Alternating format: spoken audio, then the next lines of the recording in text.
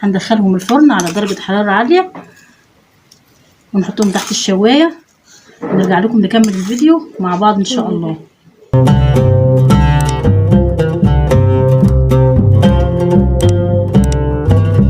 كل اخواتي وحبايبي شايفين الجمال، شايفين الفطاير وجمالها.